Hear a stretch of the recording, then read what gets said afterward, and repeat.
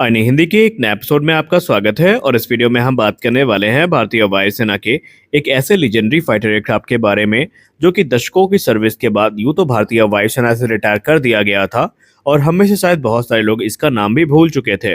लेकिन अब इस एयरक्राफ्ट की एक बार फिर से वापसी होने वाली है। एक बार फिर से ये एयरक्राफ्ट रिटायर होने के कई वर्षों के बाद फिर से उड़ान भरता नजर आएगा। आइए जानते हैं ये एयरक्राफ्ट कौन सा है। हालांकि आपने थंबनेल देखकर तो जान ही लिया होगा कि हम बात कर रहे हैं मिग-23 यूबी के बारे में। दरअसल भारतीय वायुसेना के तरफ से एक महत्वपूर्ण स्टेप उठाया गया है जहां पर भारतीय वायुसेना अपनी जो एविएशन हेरिटेज है इसको प्रिजर्व करना चाहती है और इसके लिए उन्होंने ये निश्चय किया है कि भारतीय वायुसेना की जो 2 की संख्या में मिग-23 यूबी ट्रेनर एयरक्राफ्ट है इनको रिवाइव किया जाएगा। और ये कार्य भारतीय वायुसेना के हेडक्वार्टर्स मेंटेनेंस कमांड के द्वारा किया जाएगा और इसके लिए बाकायदा इंडियन एयरफोर्स के तरफ से जो एक्सप्रेशन ऑफ इंटरेस्ट है ये इशू किया गया है, जहां पर वो क्वालिफाइड इंडियन फर्म्स को इनवाइट कर रहे हैं इस प्रोग्राम में पार्टिसिपेट करने के लिए, जहां पर वो इन एयरक्राफ्ट को रिस्टोर करेंगे। इसके अलावा जो मेंटेनेंस वर्क है इस हिस्टोरिक एयरक्राफ्ट में ये पूरा किया जाएगा। लेकिन यहाँ पर भारतीय वायुसेना के तरफ से एक विशेष शर्त भी रखी गई है कि जो सिलेक्टेड फर्म होगी उनके पास वो टेक्निकल एक्सपर्टीज होनी चाहिए, फाइनेंशियल स्टेबिलिटी होनी चाहिए, इंफ्रास्ट्रक्चर होना चाहिए और रिक्वायर्ड एक्सपीरियंस होना चाहिए जो कि मिग-23 यूबी के रखरखाव के लिए ज़रूरी है और वो ये सुनिश्चित कर पाएं कि दोबारा इन एयरक्राफ्ट को फ्लाई वर्दी बनाया जा सकता है। अब आप में से बहुत सारे लोगों के मन में एक प्रश्न होगा, तो पहले उसके बारे में बात कर लेते हैं। दरअसल जब से ये रिपोर्ट सामने आई है सोशल मीडिया पे भी बहुत सारे लोग कंफ्यूज हैं कि आखिरकार भारतीय वायुसेना रिटायर करने के बाद पुनः इन एयरक्राफ्ट को एयर वर्दी क्यों बनाना चाहती है। क्यों भारतीय वायुसेना इनको दोबारा उड़ाने के बारे में सोच रही है। क्या घटती स्क्वाड्रन की क्षमता इसके पीछे का कारण है? क्या भारतीय वायुसेना फिर से इन्हें कॉम्बैट रोल में इस्तेमाल करेगी? दरअसल ऐसा बिल्कुल भी नहीं है। दरअसल इन एयरक्राफ्ट को एयर वर्दी बनाए जाने के पीछे का मकसद ये है, अगर आपने एयर शो देखा हो कभी तो आपने देखा है एयर शो में हर बार हमें जो विंटेज एयरक्राफ्ट की फ्लीट है वो देखने को मिलती है, जहां पर आपको डकोटा से लेकर के जो दूसरे एयरक्राफ्ट है वो देखने को मिलते हैं। उनके पीछे का उद्देश्य होता है कि भारतीय वायुसेना अपने स्वर्णिम इतिहास की एक झलक आपके सामने रखने का प्रयास करेगी और दिखाएगी कि कैसे कैसे लीजेंडरी फाइटर एयरक्राफ्ट उनके सर्विस में एक्टिव थे। और इसी उद्देश्य के साथ जो मिग-23 यूबी है इसको रिस्टोर किया जा रहा है, यानी ये कॉम्बैट रोल में इस्तेमाल नहीं किए जाएंगे। मान लीजिए कोई परेड होती है, कोई एयर शो होता है या कोई विशेष फंक्शन होता है तो वहां पर आपको एयर शो में ये देखने को मिलेंगे और ये दिखाएंगे कि ये कैसे ऑपरेट होते थे और जब इनको भारतीय वायुसेना की सर्विस में लिया गया था तब ये कैसे नजर आते थे। तो यही इसका उद्देश्य है। क्योंकि मिग-23 की बात करें तो ये एक iconic swing wing fighter aircraft है जिसे सोवियत यूनियन के द्वारा विकसित किया गया था और 1980 के दशक से ये भारतीय वायुसेना की सर्विस में था। और कई मौके ऐसे आए जब इन्होंने अपनी उपयोगिता को साबित किया और भारतीय वायुसेना के लिए ये गेम चेंजिंग साबित हुए। दरअसल यह भारतीय वायुसेना की जो एयर सुपियोरिटी कैपेबिलिटी है उसको लगातार मजबूत करते रहे थे, क्योंकि ये एयरक्राफ्ट अपने पावरफुल परफॉर्मेंस और हाई स्पीड इंटरसेप्ट्स के लिए जाने जाते थे। इनके अलग अलग वेरिएंट हमें भारतीय वायुसेना की सर्विस में क्रमशः देखने को मिले थे। इसमें हमें मिग-23 MF, मिग-23 BN और मिग-23 यूबी जो वेरिएंट है भारतीय वायुसेना के सर्विस में देखने को मिले थे।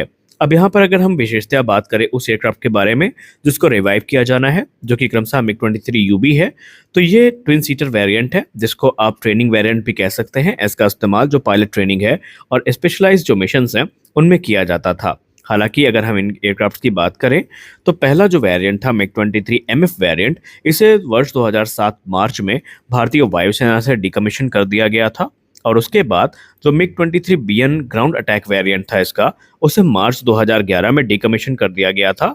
लेकिन आपको जान के आश्चर्य होगा कि लिमिटेड नंबर्स में जो मिग-23 यूबी वेरिएंट है, ट्रेनर्स हैं, ये अभी भी भारतीय वायुसेना की सर्विस में ऑपरेशनल है। जी हाँ, आपको जान के ताज्जुब जरूर हुआ होगा, लेकिन ये एयरक्राफ्ट पूरी तरीके से रिटायर नहीं हुए, ये अभी भी भारतीय वायुसेना की सर्विस में बने हुए हैं।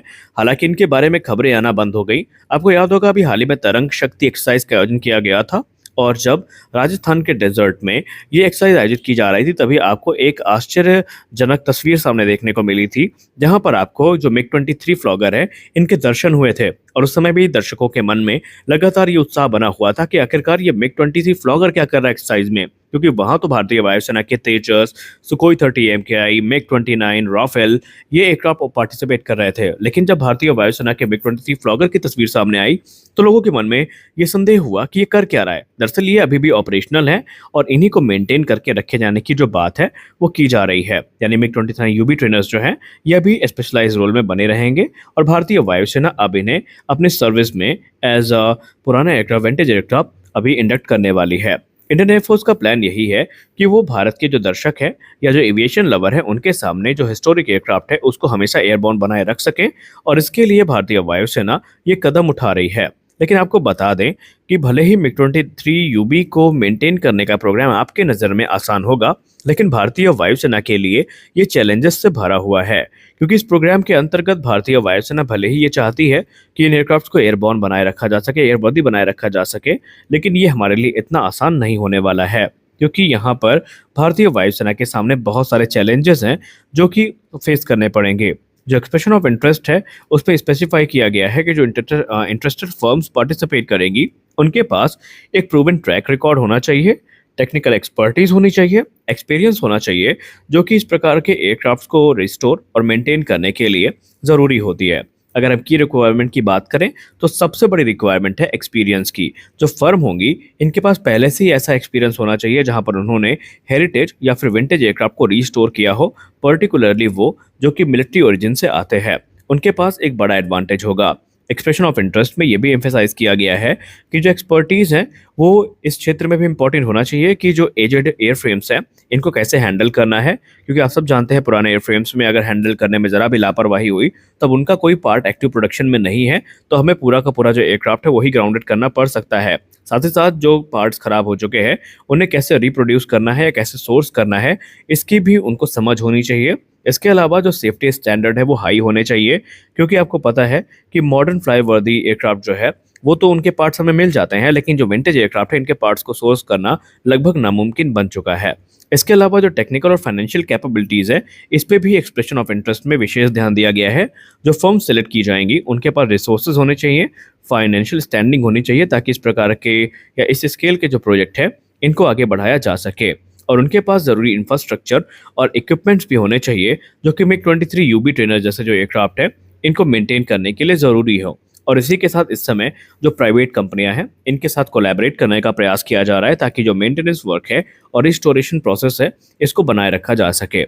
और निसंदेह आने वाले एयर शोज में आपको मिग-23 फ्लॉगर अब एयरबॉर्न होता दिखाई पड़ेगा, जैसा कि आपको अभी तक हमारे डकोटा या दूसरे जो एयरक्राफ्ट हैं ये एयरबॉर्न होते नजर आते हैं। आपको क्या लगता है भारतीय वायुसेना का निर्णय कितना सही है?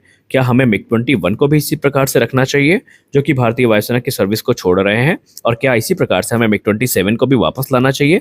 आप अपनी राय कमेंट सेक्शन में जरूर दीजिए। तो मिलते हैं अगले वीडियो में कुछ और अपडेट्स के साथ, तब तक के लिए जय हिंद।